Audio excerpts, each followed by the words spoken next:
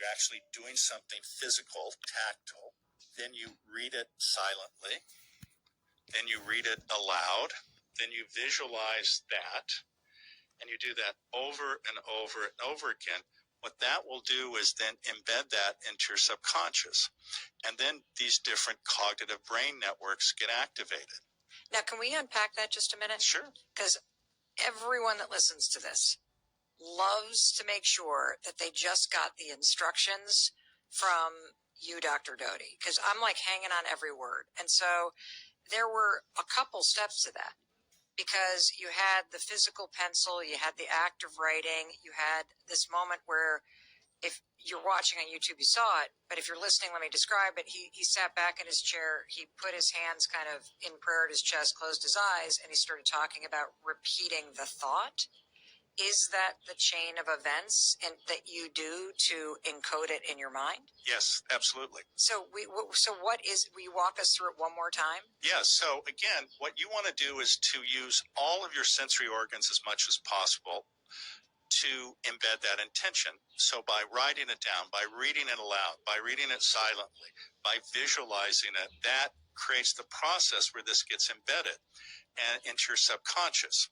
And what happens is, once you get this embedded, it activates different parts of your brain. And without getting too technical, I'll just mention 4 of them. One is something called the default mode network. This is what happens when your mind wanders or you're daydreaming.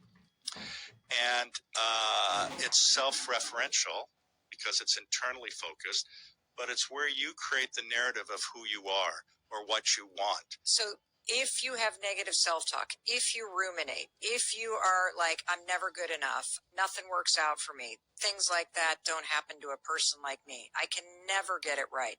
That is the default mode network. Absolutely. And that gets really activated and results in rumination for some people. Can I ask you another question?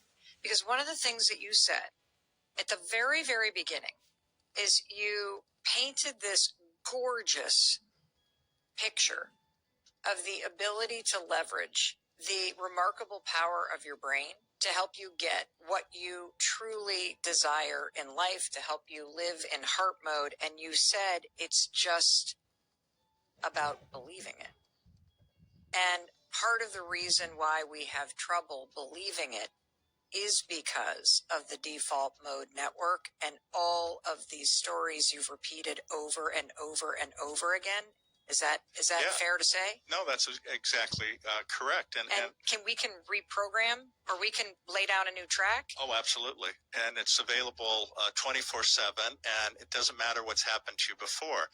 You know, so many people get fixated, well, I don't deserve this because of. We all deserve it.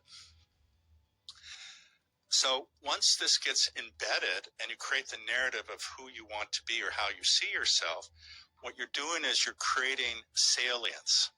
Okay. What's that word mean? It means making it important. Okay. Once something is important, this activates what we call our task positive network. And the task positive network has 3 parts.